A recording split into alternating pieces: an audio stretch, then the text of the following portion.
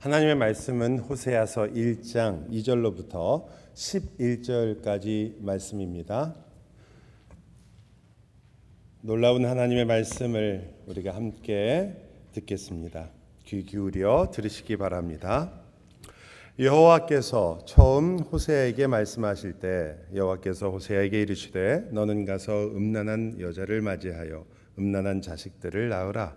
이 나라가 여호와를 떠나 크게 음란함이니라 하시니 이에 그가 가서 디블라임의 딸 고멜을 맞이하였더니 고멜이 임신하여 아들을 낳음에 여호와께서 호세아에게 이르시되 그의 이름을 이스라엘이라 하라. 조금 후에 내가 이스라엘의 피를 예후의 집에 갚으며 이스라엘 족속의 나라를 폐할 것임이니라. 그날에 내가 이스라엘 골짜기에서 이스라엘의 활을 꺾으리라 하시니라. 고멜이 또 임신하여 딸을 낳음에 여호와께서 호세아에게 이르시되 그의 이름을 로루하마라 하라. 내가 다시는 이스라엘 족속을 긍휼히 여겨서 용서하지 않을 것임이니라. 그러나 내가 유다 족속은 긍휼히 여겨 그들의 하나님 여호와로 구원하겠고 활과 칼이나 전쟁이나 말과 마병으로 구원하지 아니하리라 하시니라. 고멜이 로루하마를 젖된 후에 또 임신하여 아들을 낳음에 여호와께서 이르시되 그의 이름을 로암미라 하라. 너희는 내 백성이 아니요 나는 너희 하나님이 되지 아니할 것임이니라. 그러나 이스라엘 자손의 수가 바닷가의 모래같이 되어서 헤아릴 수도 없고 셀 수도 없을 것이며 전에 그들에게 이르기를 너희는 내 백성이 아니라 한 그곳에서 그들에게 이르기를 너희는 살아계신 하나님의 아들들이라 할 것이라. 이에 유다 자손과 이스라엘 자손이 함께 모여 한 우두머리를 세우고 그 땅에서부터 올라오리니 이스라엘의 날이 클 것이미로다. 아멘.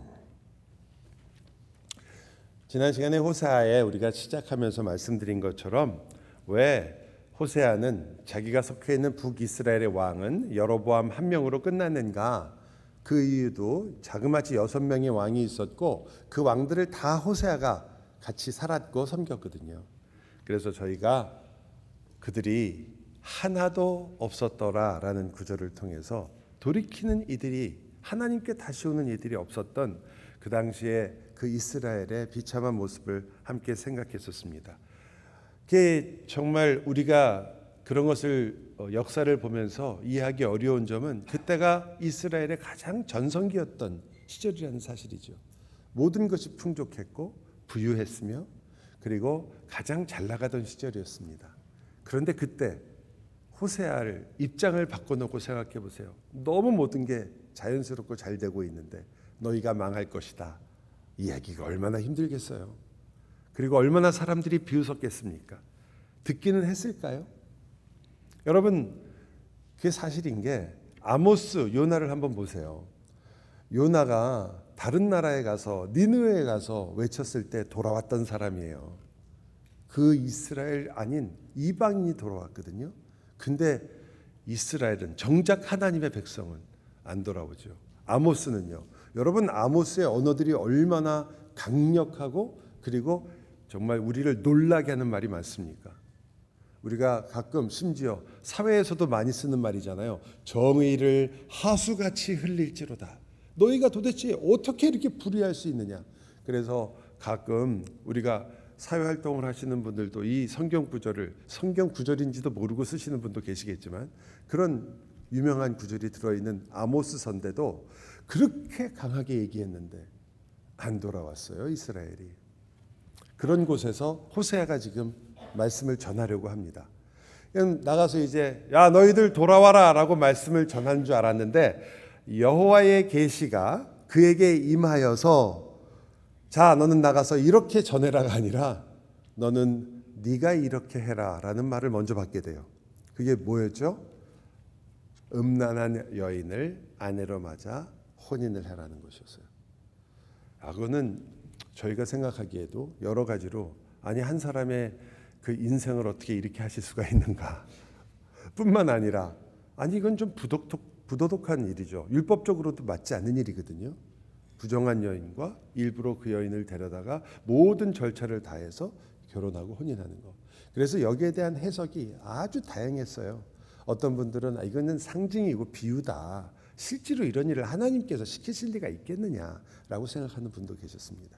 또 어떤 분들은 처음에는 고멜이 순결한 신부였는데 나중에 음란하게 된 거다. 그거를 이제 호세아가 성경을 쓰면서 고멜은 음란한 여인이다라고 쓴 것이지 원래 처음부터는 아니다. 오늘 읽은 본문에도 나와 있지 않느냐. 저 이스라엘이 왜 음란한 여인과 같이 대조되냐면 이스라엘이 하나님을 떠나서 음란하게 살았기 때문이라고 하지 않느냐. 그러니까 처음에는 이 고멜도 깨끗한 여인이었는데 그러나 죄를 짓고 타락한 것이다. 왜 다 그렇게 생각하게 되죠? 첫째는 이 호세아의 인생을 생각하는 분들도 있고 또 하나는 하나님께서 어떻게 그런 일을 시키셨을까라고 생각하기 때문입니다. 그래서 저희가 미리 결론부터 말씀드리자면 그런 모든 것들이 넘기 가장 어려운 부분이 뭐냐면 고멜이라는 사람을 이야기할 때 여기 나와 있는 것처럼 분명하게 얘기해요. 디블라임의 딸 고멜이라고. 상징이나 비유가 아니라는 걸 보여주는 내용이에요.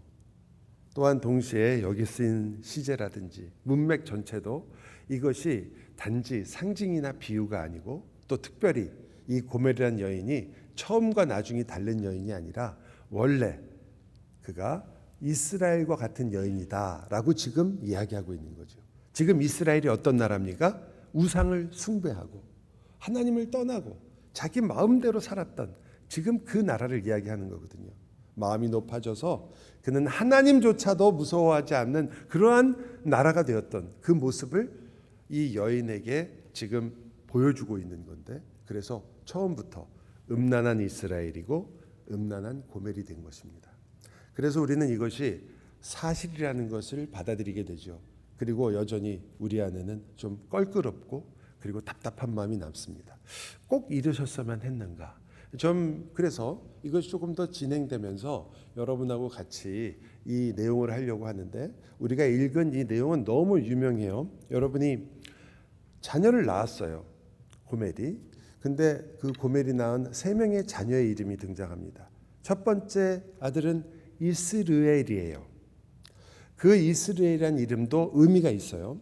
근데 성경에는 일부러 줄을 달진 않았습니다. 이스라엘이라는 이름을 당연히 알 거라고 생각하죠. 그것은 흩어진다는 뜻입니다. 그래서 그 내용에 보면 이스라엘이 망하게 될 것을 이야기합니다. 이스라엘이 어떻게 됐어요? 아수르한테 포로로 잡혀가서 다 흩어지잖아요. 그래서 우리는 그것이 하나님께서 이스라엘을 흩어 다 사라지게 할 것을 말씀하시는구나 라고 생각하게 됩니다. 그러나 제가 미리 말씀드리지만 오늘 여러분이 관심을 갖고 그리고 이 전체 구조를 해석하는데 가장 열쇠처럼 생각해야 되는 이름은 뒤에 나오는 2명의 이름이 아니라 바로 이스라엘입니다. 뒤에 나오는 이름은 우리가 너무나 잘 아는 이름이에요. 첫 번째는 로루하마라는 딸을 낳았어요. 로라는 말은 no라는 뜻이에요. 영어로 no 하고 똑같습니다. 여러분 헬라어나 히브리어 많이 아시잖아요. 그죠? 할렐루야 뭐죠? 주를 그 중에 어느 게 주죠? 할렐야가 주예요. 할렐루야예요. 그래서 원래는 진짜로 히브리 사람처럼 노래를 부르려면 할렐루야 곡을 부를 때 할렐루야 할렐루야 하잖아요. 항상 앞에다 힘을 주죠. 그게 아니라 할렐루야 할렐루야 이래야 되는 거예요 원래. 근데 어쨌든 그래서 여러분이 많은 히브리어를 알고 계세요. 오늘도 하나 배우는 거예요. 로는 뭐라고요? No. 영어랑 똑같아요. 그 루하마라는 말은 mercy예요. 그러니까 우리가 가끔 여러분 그런 말 듣잖아요. No mercy. 그러죠? 바로 그 뜻입니다. 너에게는 긍휼을 더 베풀 수 없다라는 하나님의 말씀이에요. 하나님의 백성인데 이스라엘에게 그렇게 말씀하시는 거예요. 여러분 은혜가 없다라는 말이 얼마나 무서운 말인지 아세요? 너에게는 더 이상 긍휼을 베풀지 않겠다. 너 안 봐주겠다 그 말이거든요. 여러분 우리 안 봐주면 하나님 앞에 어떻게 되느냐? 정말 한순간도 우리가 설 수 없을 거예요. 우리 생각에 얼마나 많은 것이 왔다 갔다 합니까? 지금 여러분이 그래도 예배 시간에 그래도 내가 거룩해지려고 그리고 하나님 앞에 서려고 마음을 단단히 먹고 중심을 세워서 이 말씀을 그래도 좀 들어보려고 애를 쓰고 계시는 이 순간에도 딴 생각을 하는데 우리가 이렇게 애를 쓰면서도 금방 딴 생각하잖아요. 금방 설교 듣다가 어디였지? 이럴 때가 얼마나 많아요. 그런데 그렇게 한순간도 힘든데 오죽했으면 우리가 그렇게 존경하는 베드로, 요한, 야고보가 예수님하고 같이 산에 올라갔을 때 예수님이 뭐라고 그래요? 너희가 한순간도 나와 함께 참을 수 없더냐? 그게 우리들이에요. 그런데 어떻게 하나님의 은혜가 없다는 말은요, 정말 무서운 말이거든요. 근데 지금 주님께서 이스라엘에게 말씀하시는 거예요. 로루하마, 은혜가 없다. 그 다음에 또 자녀를 낳았어요. 그 자녀의 이름은 로암미라고 지었어요. 로는 또 뭐죠? No. 암미는요, 미로 끝나면 다 마이라는 뜻입니다. 대개 히브리어에 미로 끝나잖아요. 그러면 마이라는 뜻이에요. 전미어가. 그래서 암이라는 말은 여러분이 people이라는 뜻이거든요. 그래서 나의 백성이 아니다. 로암미가 되는 거죠. 나의 백성이 아니다. 그건 또 얼마나 충격적인 말이에요. 하나님이 우리를 선택한 이스라엘이라고 자부심을 갖고 살고 있는데 뭐라고 얘기하시는 거예요 지금? 너는 내 백성이 아니다. 그래서 이 이야기는 전체는 사실 이스라엘에게는 엄청 충격적인 건데 이 충격적인 이야기를 뭘 갖고 하냐면 바로 호세아와 고멜의 결혼을 통해서 하나님께서 보여주고 있는 거거든요. 그런데 이 뒤에 것들은 여러분이 많이 들으셨고 여러분이 결론을 알고 있어요. 오늘 본문을 읽을 때도 나와요. 맞아. 그 하나님이 너는 내 백성이 아니라고 한 그곳에서 내가 너를 내 백성이라 살아있는 하나님의 아들이라 이렇게 여길 것이다. 이 구절 아시잖아요. 그래서 참 은혜로운 구절이다. 호세아는 역시 멋있어. 이렇게 끝나는 부분이에요. 그런데 여러분 너무 은혜를 너무 먼저 가버리시면 이게 은혜라는 게 좀 이렇게 차근차근 빌드업을 해서 이해를 해야지 그냥 결론으로 갑자기 가버리시면 하나님이 도대체 무엇을 하시는 분이시고 왜 이런 일이 일어났는지가 좀 애매해요. 그냥 변덕쟁이세요. 아니 저 로암미 하다가 이제 너 암미 루하마 그러다 너 이제부터 루하마 이렇게 부르신 것처럼 보이니까요. 그래서 여러분이 이 앞에 이스라엘이 중요해요. 자, 이스라엘이라는 말을 하면서 우리가 본문을 한 번만 더 읽었으면 좋겠어요. 4절인데 같이 한번 읽도록 하겠습니다. 본문 4절이에요. 함께 읽습니다. 여호와께서 호세에게 이르시되 그의 이름을 이스라엘이라 하라. 조금 후에 내가 이스라엘의 피를 예후의 집에 갚으며 이스라엘 족속의 나라를 폐할 것임이니라. 여기서 어려운 부분은 뭐냐면 첫째는 이스라엘이라는 단어였는데 그 단어 뜻은 제가 알려드렸죠. 뭐라고 했죠? 이스라엘은 무슨 뜻이다? 흩어진다. 흩어진다. 그런데 그 뒤에 또가 나오냐면 이스라엘의 피가 나오고요. 그 다음에 예후라는 사람이 나와요. 예후라는 사람은 여러분이 이스라엘 역사를 알면 쉽지만 모르면 되게 어려운 사람이에요. 여러분 하지만 예후는 좀 익숙하지 않아도 아합은 대부분 아세요. 아합은 아시나요? 어떤 분이 목사님 나는 아합도 몰라요. 그러면 괜찮아요. 자 그러면 또 한 번 이세벨은 아시나요? 그건 어느 화장품 향수 이름 아닌가? 애석하게도 이세벨은 아합의 부인입니다. 그리고 역사상 굉장히 유명한 악녀 중에 한 명이고 창세기가 아니라 이 11개만 나온 왕의 그 부인뿐 아니라 계시록까지 따라다니는 이름이에요. 얼마나 문제가 있었던지. 그런데 그 나봇이라는 사람이 있었습니다. 그 아합 시대에. 그 아합 시대에 나봇이라는 사람이 있었는데 얼마나 아름다운 포도원을 가지고 있었던지 아합이 지나다가 그걸 보고서는 왕이니까 너무너무 갖고 싶은 거예요. 그래서 아합이 내가 돈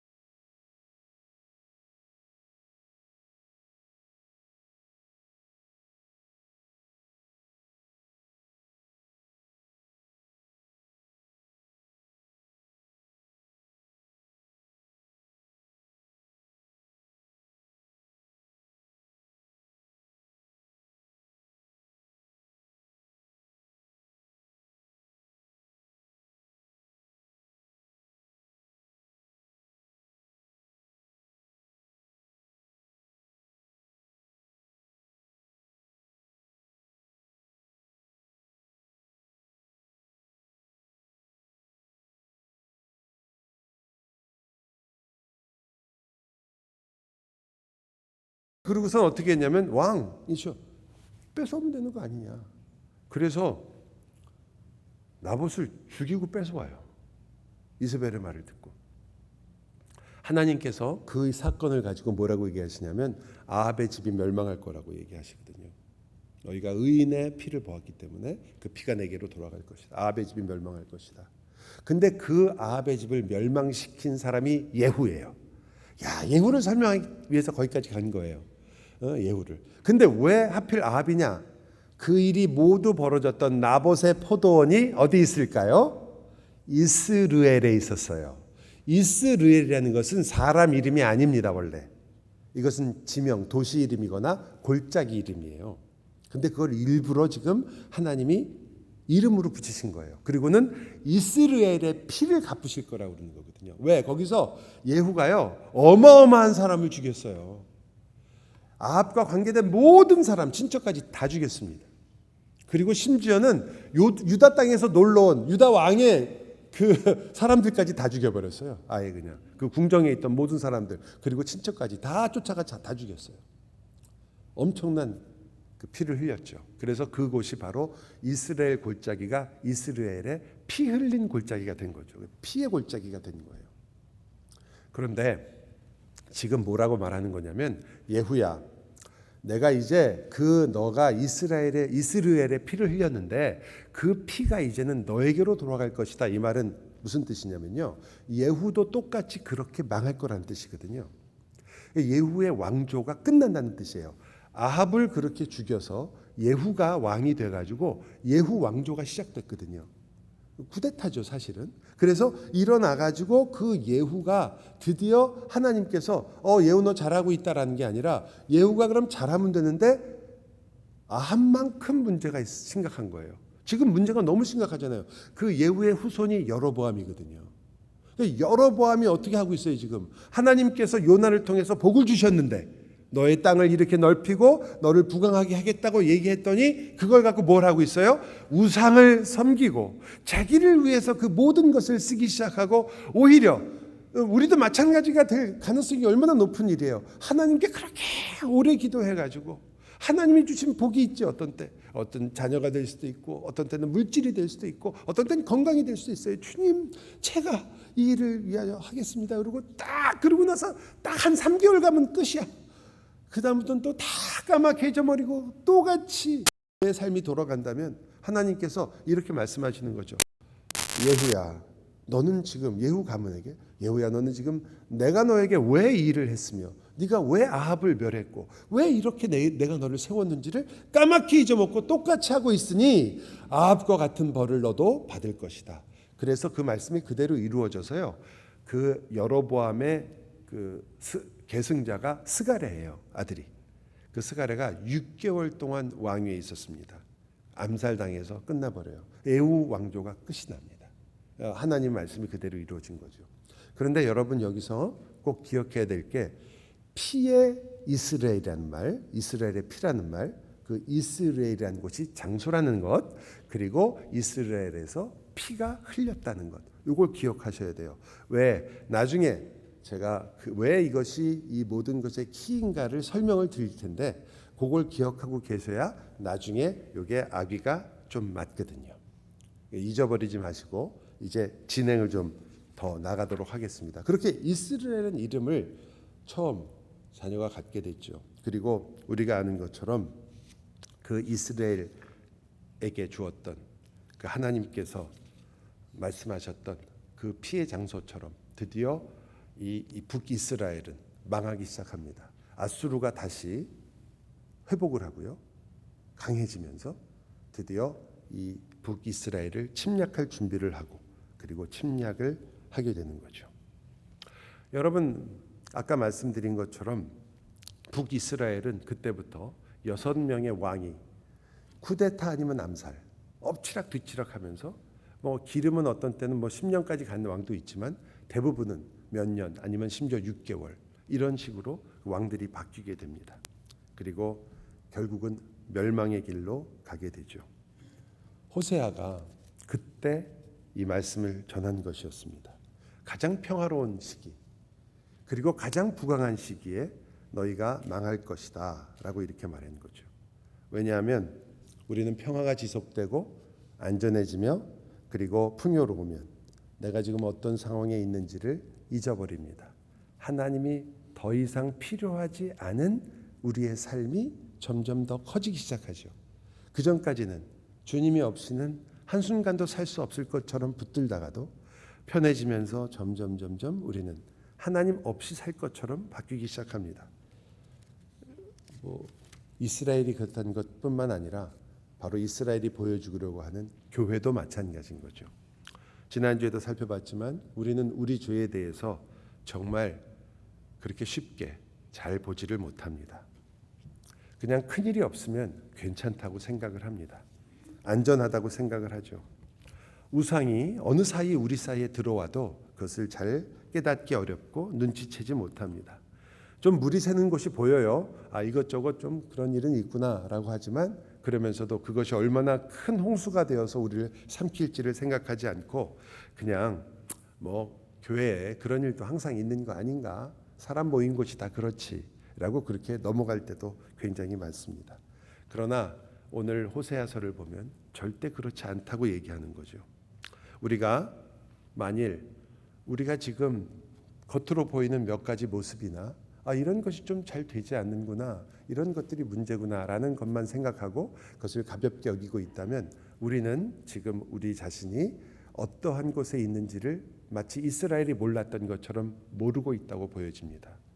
즉 우리는 잘못된 기준을 지금 우리에게 적용하고 있는 거죠.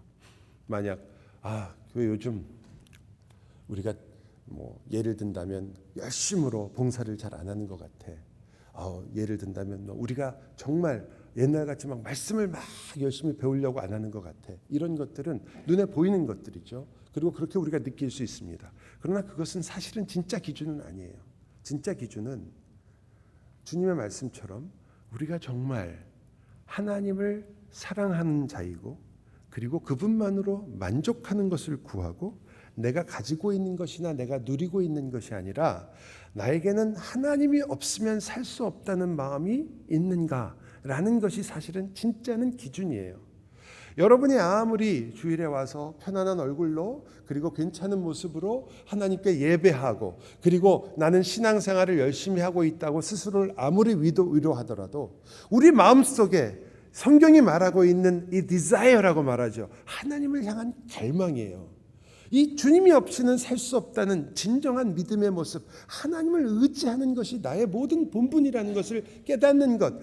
내가 지금 가지고 있는 모든 것이 다 허물어져도 나는 주님 때문에 살 수 있지만 만약 주님이 나를 붙잡지 않으신다면 내가 가지고 있는 모든 것이 나를 지킬 수 없다라는 것을 인정하는 그 마음. 그것이 없다면 우리는 지금 경제적으로 혹은 여러분이 건강이나 여러분의 삶 속에 나는 지금 그래도 편안하게 살고 있고 감사하며 살고 있어 라고 하더라도 어느 사이에 우리의 모습은 어쩌면 우리 중심으로 돌아오고 있을지 몰라요. 아무리 좋은 장소에서 좋은 말씀을 듣고 서로 얼굴에 미소를 지으며 인사하고 편하고 기분 좋게 예배를 한다고 하더라도 사실 우리가 여전히 우리 중심을 버리지 않고 있기 때문에 나를 사랑하고 그리고 다른 이들을 배려할 줄 모르고 성령 하나님의 열매에 관심이 없다면 우리의 관심이 무엇인지는 여러분 각자가 다 계시겠지만 그 리스트에 성령님의 열매가 있습니까? 그 여러분의 진짜 관심인가요? 그것이 없다면 우리 모두는 다 위험한 겁니다. 호세아는 물론 한 사람이고 한 가정입니다. 그렇지만 그는 하나님의 말씀을 드러내고 있는 거죠. 제가 왜 이 말씀을 드리느냐? 아무리 조그만 것처럼 보이는 일들이라도 그것들이 우리 마음을 근데 지금은 좀 상하게 하고 있거나 답답해 보이는 것처럼 보이고 그것들이 언젠가는 지나가도 우리가 그것을 소홀히 여겨서는 안 된다고 보는 거죠. 그 문제를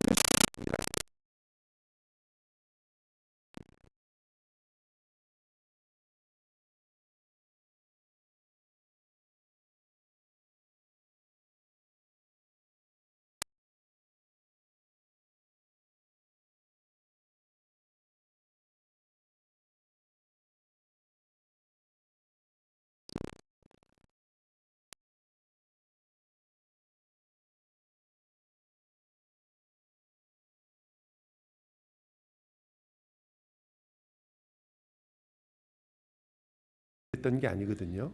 여러분, 성경의 선지자들이 다 이렇게 살았어요. 이사야가 그랬습니다. 3년 동안 벌거벗고 맨발로 다녔어요. 여러분 생각을 해보세요. 선지자인데 모든 사람의 존경을 받는 사람인데 맨발이라는 것은 종이란 뜻이에요. 노예. 그런데 그 벌거벗었다는 건 말할 필요도 없고 3년을 그러고 다녔어요. 이사야가요. 하나님 말씀을 전하기 위해서. 왜? 그의 삶을 통해서 이스라엘아 너희들이 바로 이런 모습이다라는 걸 보여주려고 하는 거거든요. 누가 명령했겠어요? 하나님이 명하셨어요. 에스겔도 그랬습니다.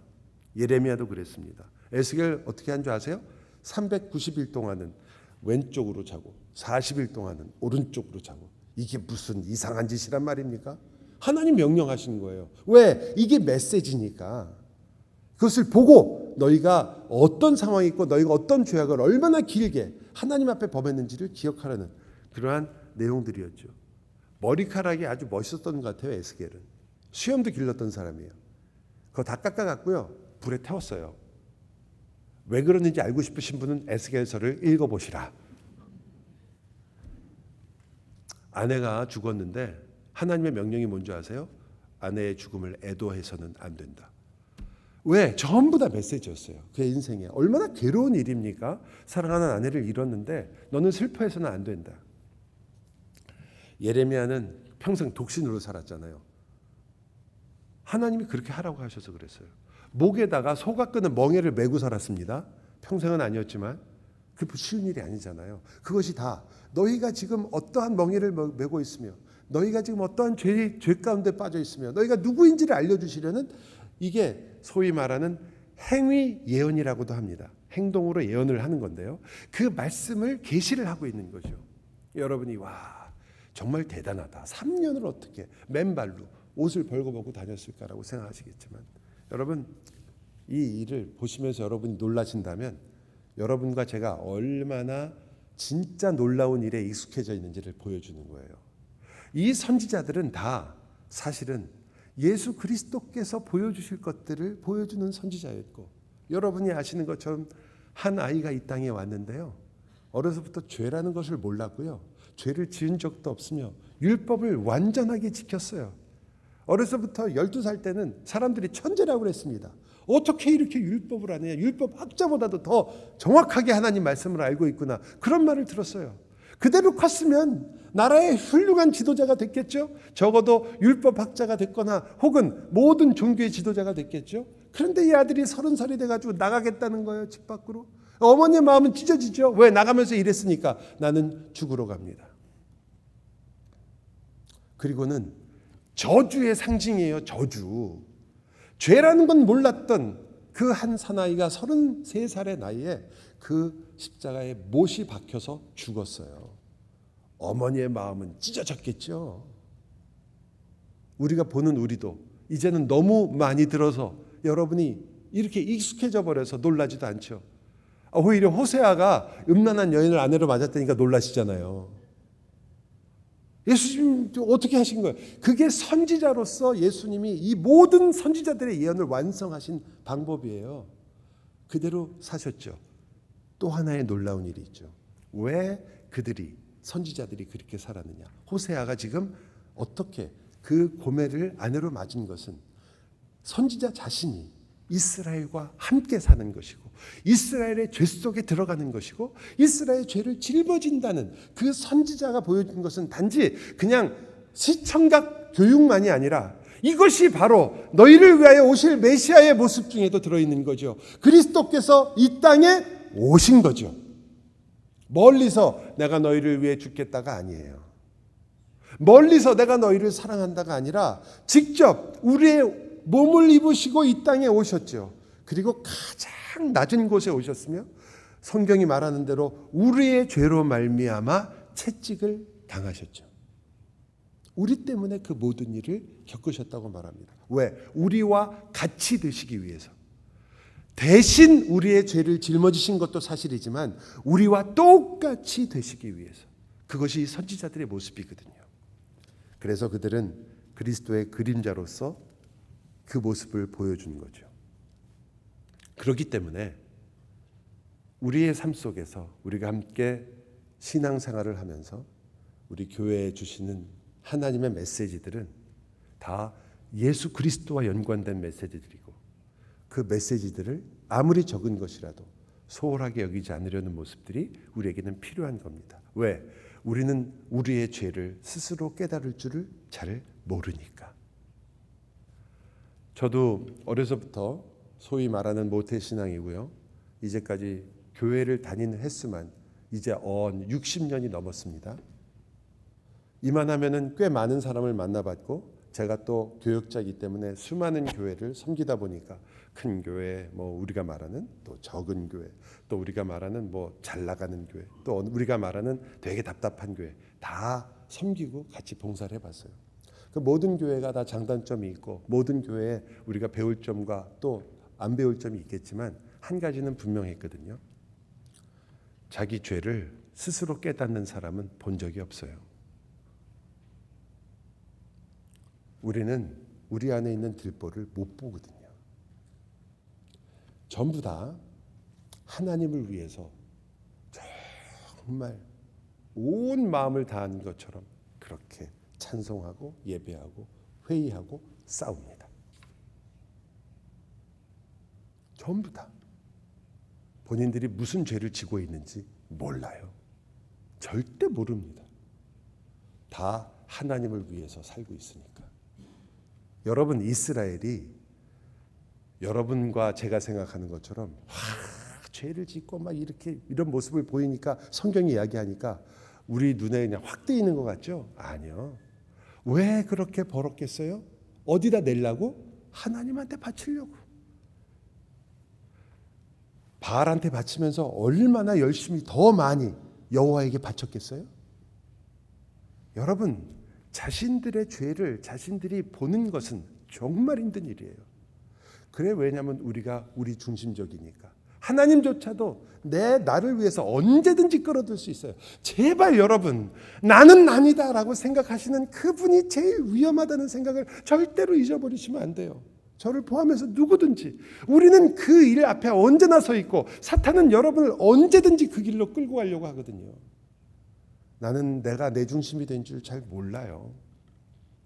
나는 여전히 하나님을 사랑하는 것 같고 나는 여전히 주님을 위하는 것 같으니까요. 그래서 우리가 항상 위험에 처해 있기 때문에 물론 수많은 일들을 우리가 그래서 수많은 이 경고등을 켜놔야 되지만 그 중에 하나만 말씀드리면 오늘 이 이스라엘 같은 경우에 돌아오지 않았다고 그랬잖아요. 왜 돌아오지 않느냐? 왜? 그들은 자기들이 지금 잘하고 있다고 생각하니까요. 언제든지 우리도 그렇고. 그래서 한 가지를 꼭 여러분에게 질문을 해봐야 돼요. 나는 감사하고 있는가? 만약 여러분이 그렇게 열심히 봉사하고 교회를 위해서 애를 쓰고 저 같으면 막 목사님, 목사로서 목회를 잘하려고 애를 쓰는데 내 삶 속에는 감사가 없다면 감사가 없다는 말이 왜 중요하냐면요. 내가 사실은 이 모든 것을 내 힘으로 하고 있다는 뜻이거든요. 그러니까 감사를 안 하죠. 내가 하고 있는 건데 왜 감사를 해? 내가 노력해가지고 돈을 벌고 있고 내가 노력해서 살고 있고 내가 열심히 해서 찬송하고 있는데 왜 감사를 해요? 잊어버린 거지. 누가 가르쳐주면 그거 하나님께 감사하지 이렇게 얘기하지만 진심이 아니거든요. 만약 여러분에게 여러분의 진심으로부터 여러분 자신을 보면서 내가 지금 불만과 불평 속에 가득 차 있는가? 내 마음속에 참된 감사가 있는가? 그 감사가 사라지고 약해지고 없어지고 있다면 우리는 우리 중심이 되고 있는 거예요. 그리고 우리 중심이 되고 있으면 언제든지 이 잘못된 구덩이에 빠질 수 있어요. 그렇기 때문에 이 일을 우리는 쉽게 여겨서는 안 됩니다. 여러분, 어느 정도로 이게 힘든 문제냐면요. 이스라엘 한번 생각해 보세요. 호세아가 그렇게 고멜과 결혼해서 음란한 지금으로 말하면 마치 창기와 같은 건데 그런 여인과 결혼해서 그것들을 보여주고 이게 바로 너희들이다 그랬을 거 아니에요. 그죠? 이스라엘에게. 여러분, 이스라엘이 그걸 들으면서 그렇군요. 그리고선 그 말을 들으면서 회개하나요?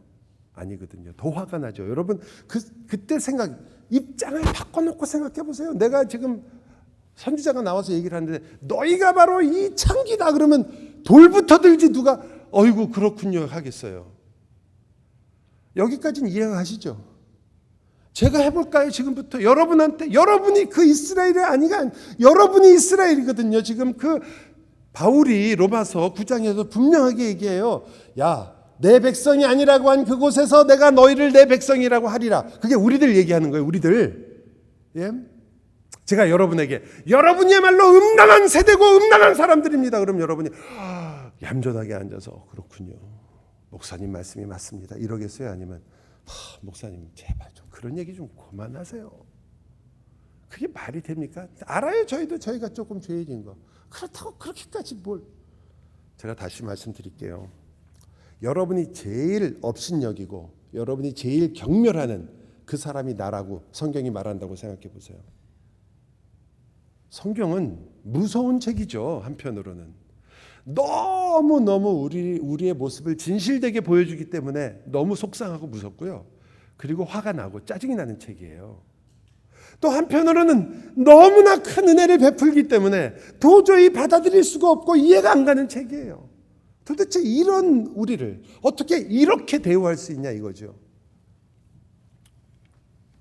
우리는 대개 그래서 우리가 이렇게 소위 말하는 열심히 교회 생활을 하고 있거나 그래도 나름대로 열심히 봉사하고 있거나 또 열심히 심지어는 직분을 받아서 살고 있으면 그래도 우리 나름대로는 열심히 한다고 생각을 하기 때문에 우리가 예배하고 연보하고 찬송 부르고 기도하고 있으니까 우리 좀 괜찮다는 생각을 알게 모르게 해요. 그래서 하나님이 목사를 보내는 거 아니에요. 여러분 들쑤시라고. 아니다. 거기 편안한 데가 안전한 곳이 아니다. 여러분 성경이 말하는 안전한 곳은 실제로는 한 곳밖에 없어요.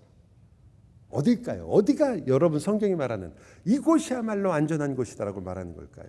물론 그것을 표현하는 방법은 몇 가지가 있지만 그러나 오늘 제가 여러분에게 말씀드리는 건 아닌 것부터 말씀드릴게요. 여러분이 성경 공부 열심히 하고 그래서 은혜 많이 받는 그곳 아니에요. 그것이 안전한 좋은 곳이에요. 좋은 곳. 오해하지 마세요. 하나님 말씀을 열심히 듣고 공부하는 곳 좋은 곳이에요. 은혜 받고 기뻐하는 곳 좋은 곳이에요. 안전한 곳은 아니에요. 여러분이 막 기도하고 막 주여 하고 있는 그곳 좋은 곳이에요. 하나님께 내 사정을 아뢰고 주님 나를 보살펴 주십시오. 좋은 곳. 그러나 안전한 곳은 아니에요. 여러분이 예배하고 있는 이 장소 안전한 곳은 아니에요. 기쁘고 좋은 곳은 될 수 있죠. 말씀대로 순종하는 그 순간 내가 오늘 말씀대로 살았다. 그거 좋은 일이에요. 잘하셨어요. 그러나 안전한 곳은 아니에요. 성경은 안전한 곳은 이렇게 얘기하세요. 하나님께서 구하는 제사는 하나님께서 구하시는 신앙인의 삶은 상한 심령이라. 그곳이 안전한 곳이에요. 하나님이여 상하고 통회하는 마음을 주께서 멸시하지 아니하시리이다. 가장 안전한 곳은 내 마음이 상한 심령으로 하나님 앞에 서 있을 때입니다. 주님, 나를 불쌍히 여겨 주십시오. 나는 주님이 필요한 사람입니다. 주의 은혜 없이는 살 수 없습니다. 여러분, 하나님의 날개 아래라고 표현되고 하나님의 은밀한 곳이라고 표현되는 이곳은 주님의 이 말씀이 있는 곳이죠. 내가 상한 갈대를 꺾지 아니하며 꺼져가는 심지를 끄지 않으리라. 바로 그곳입니다. 여러분이 지금 잘하고 있는 그곳이 안전한 것이 아니라 주님 앞에서 내가 누구인지를 알고 있기에 겸손히 주님의 은혜를 구하는 그곳. 주님 나를 보시옵소서. 나를 불쌍히 여기십시오. 주여 주의 은혜의 얼굴의 빛을 저에게 비춰주십시오. 조금만 더 제가 더 주님을 알기를 원하며 그 주님의 은혜를 깨닫기를 원하고 그 주님만을 향해 가기를 정말 원합니다. 주님, 저는 지금의 주님의 은혜로는 부족합니다. 주님, 주님의 그 은혜를 더 알게 해주십시오. 더 부어주십시오. 저는 도저히 살 수 없습니다. 주님, 제가 당하고 있는 이 일을 보십시오. 주님, 내가 겪고 있는 이 아픔을 보십시오. 이 눈물을 보십시오. 어떻게 제가 감당하겠습니까? 주님, 주님의 은혜가 저는 필요합니다. 그 은혜 없이는 살 수 없습니다. 거기가 제일 이 세상에서 이 온 우주에서 가장 안전한 곳입니다. 그곳이 바로 주님의 눈길이 머무르는 곳이며 주님이 당신을 치료하는 것이고 주님이 여러분에게 승리했다고 말하는 곳입니다. 여러분 왜 그곳으로 달려가지 않으십니까? 제가 이제 다시 이스라엘로 돌아갈게요. 이스라엘은 피의 장소였습니다. 그곳에서 북이스라엘은 멸망당하게 될 장소입니다.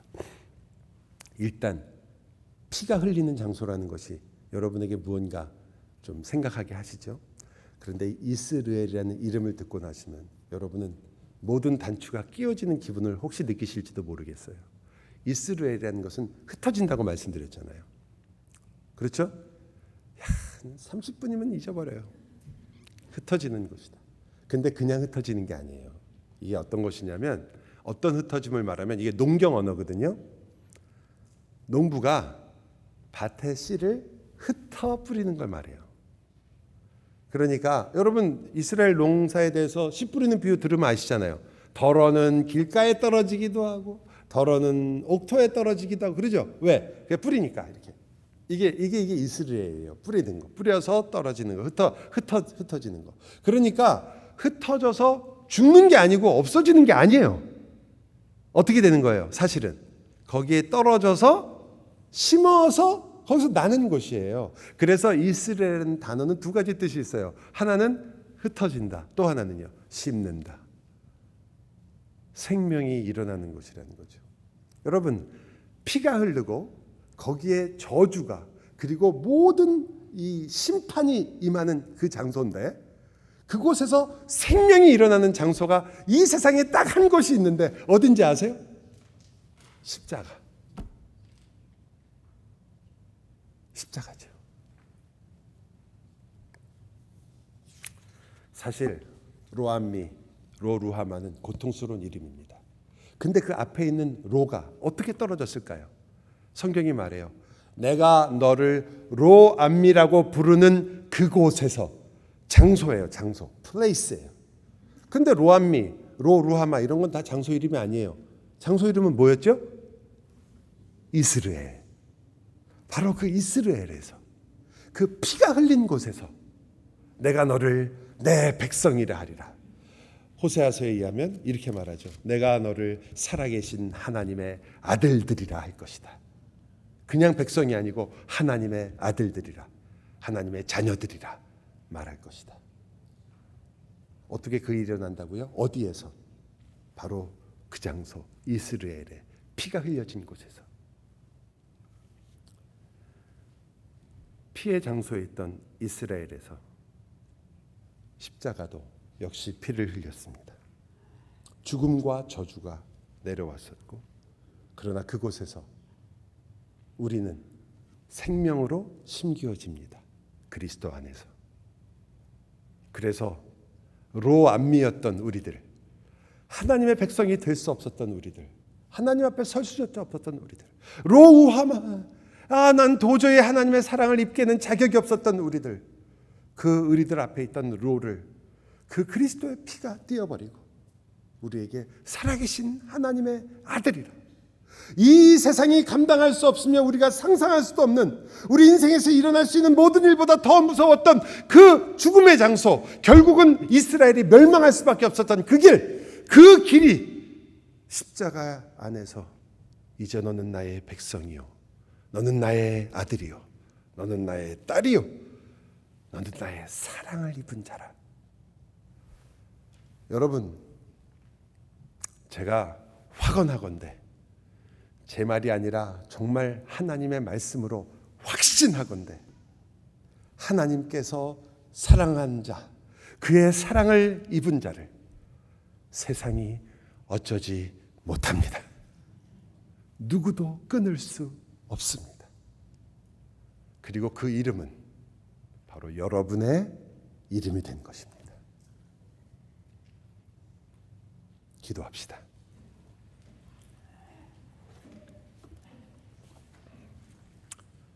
주님, 저희는 오늘 다시 한번 이스라엘의 그 골짜기로 걸어갑니다. 그곳에는 죽음과 심판과 저주가 있었습니다. 그런데 바로 그곳에 하나님이 우리와 함께 하셨고, 그 심판과 저주를 받으셨습니다. 그 심판과 저주를 받기 위해서 우리와 같이 되셨습니다.